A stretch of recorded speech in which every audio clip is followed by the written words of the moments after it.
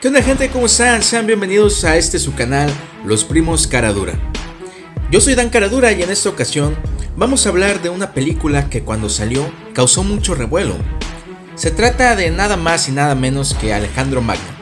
Y bueno, esta película está cargada de escenas épicas de acción, muchas batallas, algunas escenas sabrosongas, ustedes me comprenderán, y también intenta representar a este gran personaje histórico y las costumbres de la época. Pero bueno, sin más preámbulos, contamos como siempre con la participación de John Caradura. Primo, ¿qué nos puedes decir respecto a la persona? Es decir, no Alejandro Magno, el personaje que vemos en pantalla, sino ¿quién fue realmente Alejandro Magno? Muy buena pregunta, primo Dan Caradura. ¿Quién es Alejandro Magno en realidad? Bueno, Megas Alexandros, o como se le conoce, Alejandro el Grande, nace el 21 de julio del 356 a.C. en Pela, Macedonia, y muere en el 323. Fallece a los 32 años, casi a un mes de cumplir 33, muy joven. Sin embargo, a tan corta edad ya había conquistado una vasta extensión de territorio, desde Europa hasta Asia, porque llega hasta la India. Desde temprana edad fue enseñado a montar y a luchar, como la mayoría de los niños de su tiempo. Su tutor fue Leónidas de Épiro, pariente de su madre Olimpia. También fue tutelado por Lisímaco de Acarnania, por encargo de su padre Filipo, para que fuera un rey culto y refinado. Con Lisímaco aprende a leer, escribir y a tocar la lira, y es a los 14 años que entra en su vida uno de los personajes más icónicos de la antigüedad y que aún tienen muchísima importancia actualmente. Me refiero a Aristóteles, quien le enseña filosofía durante 3 años. Bueno, a la muerte de su padre, Alejandro, estando en sus 20, inicia su campaña militar con el fin de continuar con la política expansionista de Filipo. Sale de Macedonia con 40,000 hombres. Y bueno, aquí un detalle muy importante es que sus hombres seguían sus órdenes cabalmente, aunque estuvieran muy cansados. Pero lo que le valió estima entre sus tropas fue el hecho de domar al potro Bucéfalo, quien era indomable. Este se volvería su fiel compañero durante toda su campaña militar. Las conquistas de Alejandro, como bien lo dije, llegan hasta la India, e incluso hoy en día, en los poblados y ciudades donde él pasó, existen leyendas. ¿Por qué? Porque él nunca trató de imponer la cultura helénica a las ciudades que conquistaba, sino que respetaba las prácticas culturales de estas. Por eso se le recuerda como rey de Macedonia, hegemón de Grecia, faraón de Egipto, rey de Asia y gran rey de Persia. Y bueno, primo, aquí los detalles históricos de este personaje, pero ¿cuál es su perfil psicológico? ¿Qué nos puedes decir al respecto? Muy buena pregunta, primo. Bueno, pues Alejandro Magno se nos presenta como un personaje enérgico y apasionado. Está motivado por las conquistas y la necesidad de lograr lo que su padre no logró. Recordemos que también proviene de una familia conflictiva, y esto lo podemos ver en los encontronazos que tiene la reina Olimpia con el rey Filipo. Entonces Alejandro de alguna forma se ve inmerso en todas estas discusiones. Crece también influenciado por su madre, quien le inculca pues ideas en contra de su padre. En algún punto él desarrolla esta necesidad de aprobación y de logro, al estar precisamente envuelto en estas discusiones y en todo lo que implicaban también los valores de aquella época, ¿no? Siendo pues hijo del rey. Bueno, como parte de su perfil psicológico, lo que podemos decir es que él presenta un trastorno de personalidad narcisista, en el cual pues las personas tienen un sentido desmesurado de su propia importancia. También tiene una necesidad profunda de atención y de admiración, y por supuesto pues relaciones conflictivas, ¿no? Esto lo podemos apreciar en esa obsesión que tiene por conquistar, pero también, bueno, algo muy curioso, ¿no? De 70 ciudades fundadas a lo largo de toda la historia, 50 llevaban su nombre. Otra escena muy importante que refuerza este punto es la reacción que tiene cuando Átalo, el tío de Eurídice, una de las futuras esposas de su padre, propone un brindis por los futuros hijos legítimos de los mismos. y pues hay que hacer referencia al supuesto origen dudoso del mismo Alejandro, cosa que no le cae en gracia, ¿no? Y pues él tiene ahí un conflicto y le vierte una copa de vino encima y posteriormente se pelea también con su padre. Entonces aquí hay un rompimiento y de ahí comienza a dedicarse formalmente ya a esta situación de la conquista, ¿no? Tenemos también otra escena en donde se pelea con uno de sus generales cuando lo llama dictador y él, en estado de ebriedad, pues no controla sus emociones y lo asesina. Después vemos cómo se arrepiente y se encierra en su carpa.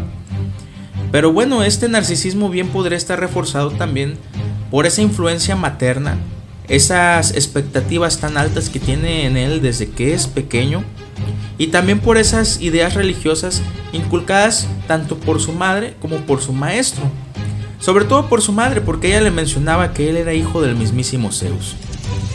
Y bueno, ya por último mencionar que lo curioso es que a pesar de estar casado, también se hace una referencia a sus preferencias sexuales, representando ahí un cierto romance con su amigo Hefestion.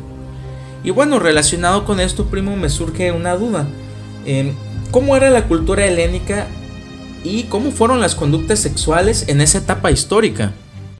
Bueno, primo Dan Caradura, pues creo que nos diste un excelente análisis de la personalidad de Alejandro Magno y el posible romance que tuvo con su amigo Hefestion. Muy interesante, la verdad, y muy acorde a lo que pasa con la cultura helénica en tiempos de Alejandro y de su padre, Filipo. Me gustaría aclarar un punto central, que es que a los macedonios no se les veía como griegos en aquellos tiempos, sino como bárbaros, como lo mencionara el historiador Tucídides. A pesar de esto, sí hablaban una lengua parecida al griego y participaban en los Juegos Olímpicos, por tanto no eran tan ajenos a la cultura griega, a la cultura helénica.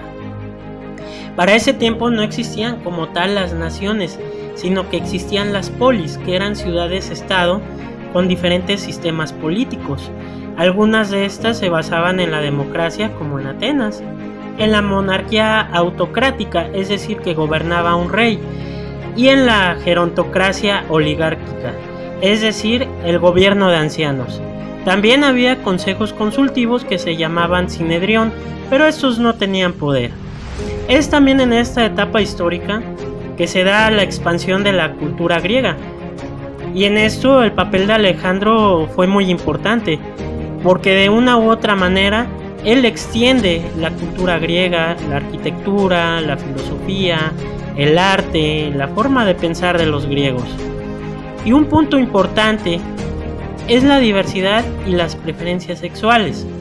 El mundo griego era abierto en esta cuestión, igual que la cultura romana y nórdica, que bueno, ahorita con la serie de Vikingos y The Last Kingdom, pues podemos ver cómo eran las culturas antiguas. Se puede decir que lo que hoy es rechazado en aquellos ayeres era aceptado, y lo que hoy es aceptado en aquellos años era rechazado. No es algo nuevo el casamiento igualitario, la diversidad sexual. Entonces la historia no es lineal como muchas veces nos hacen creer. La diversidad sexual ha sido aceptada y rechazada a lo largo de la historia de la humanidad. Y en el mundo griego antiguo, el que una persona tuviera una relación sentimental o de otra índole con alguien de su mismo sexo era importante en el sector de la academia y muy importante en lo militar. Esto se ve claramente reflejado en la formación táctica de la falange, donde los soldados luchaban junto a la persona que amaban, lo que fomentaba el sentido de unidad. Imagínate, estás luchando junto a alguien que amas. Lo primero que piensas es, pues voy a pelear para que no le pase nada a la persona a la que amo. No tanto por el Estado, no tanto por los ideales nacionalistas, sino por mi persona amada. Y creo que esto la película lo refleja muy bien. Y bueno, la cultura helénica pues era una cultura en donde sus dioses tenían gran importancia. Y en la historia de sus dioses también se puede dar cuenta de esta diversidad y de las preferencias sexuales. Y bueno, de las escenas sabrosongas, ¿no? Que también pues hacían grandes fiestas los griegos. Y bueno, primo, aquí ya nos hablaste un poco de lo que es Alejandro Magno en su personalidad, pero me gustaría saber cuál es el perfil de sus padres, cómo influyen en Alejandro Magno. Claro, primo, bueno, muy importante tu pregunta, ya que precisamente las personalidades de sus padres marcarían a este personaje. Lo que podemos ver es que el rey Filipo, en este caso interpretado por Val Kilmer, representa a un gobernante de la época, que encarna cierta virilidad. Obviamente pues el rey es polígamo, tiene hijos legítimos e ilegítimos, pero esto no presenta mayor problema para él. El contraste va aquí, bueno, relacionado a todo lo que nos mencionas de la sexualidad, en cómo esta poligamia sí genera un conflicto cuando presuntamente es cometida por la madre, ¿no? Practicada por Olimpia, ya que en algún punto ella le dice que Alejandro no es su hijo, y de ahí vienen todos estos encontronazos, estas peleas, donde él le recuerda constantemente esta situación, ¿no? El rey Filipo le echa en cara que Alejandro Magno pues no es su hijo, que ella es una mujer adúltera, y de ahí viene este rompimiento. Pero también, bueno, el rey está reprimido por esa presión de los valores culturales de la época en la que vive. En cuanto a Olimpia, bueno, aquí hay una situación un poco más densa, ya que ella sí se nos presenta como una madre represiva, y más allá, como alguien que busca cumplir sus anhelos a través de su hijo. De alguna manera ella tiene este deseo de poder, y esto lo podemos ver en hechos como, por ejemplo, cuando el rey Filipo es asesinado, y que también ella se relaciona, bueno, presuntamente tiene que ver con esta situación. Lo que pasa es que manda a matar a la esposa y al descendiente del rey Filipo II, ¿no? Aún en contra de la voluntad del mismísimo Alejandro Magno.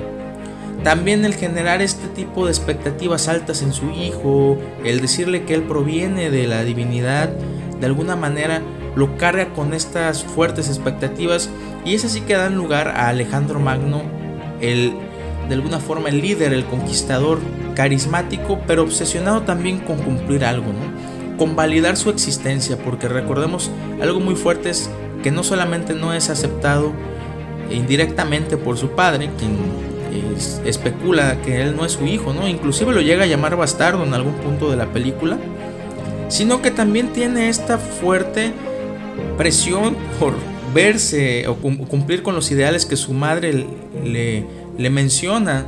Entonces de alguna forma él queda perdido en ese limbo, ¿no? Y aquí podemos ver la influencia de la crianza en los seres humanos. Y bueno, creo que a grandes rasgos es lo que yo podría aportar al respecto, primo. Creo que hasta este punto hemos tocado pues elementos muy interesantes, y me gustaría saber cuál es tu conclusión general respecto a la película. No, hombre, primo, pues la verdad es que los padres de Alejandro Magno pues sí tenían personalidades muy difíciles, muy duras, y pues sí llegaron a influir de sobremanera en él. Y bueno, para concluir, pues puedo decir que es una de las películas más incomprendidas, odiadas y atacadas sin motivos del aclamado director Oliver Stone. Pero la verdad es que es una de las más arriesgadas y complejas, porque intenta retratar la vida de uno de los más grandes guerreros del mundo antiguo, con todos y sus matices. Refleja las relaciones del mismo género en el sector militar, lo que es un acierto en la película. Stone siempre ha causado polémica con varias de sus películas porque ha estado interesado en figuras históricas importantes y polémicas. Por ejemplo, Nixon, Kennedy, Fidel Castro y Jim Morrison. Ahora bien, un punto que a mí me agradó fue la actuación de Colin Farrell, quien realizó una de sus mejores actuaciones, puesto que imprime la fragilidad y humanidad del guerrero. Retrata sus defectos, su oscuridad, su pasión autodestructiva, su romanticismo y su imperfección emocional. Entonces es una película que a mi gusto es una de las representaciones que tienen mayor exactitud en cuanto a la historia. Incluso cuando muere Alejandro, refleja muy bien las disputas que se dan entre sus generales por el poder, por el territorio conquistado. la película es buena para disfrutarla en una tarde de esas en las que uno anda aburrido o anda pues simplemente de ocioso. Entonces pues se las recomiendo mucho. Y bueno, pues ya saben, si les gustó este video, pues denle manita arriba y suscríbanse, que vienen nuevas sorpresas. Ahora vamos a analizar películas más recientes. Espero que les haya agradado este video. Se despide John Caradura y Dan Caradura.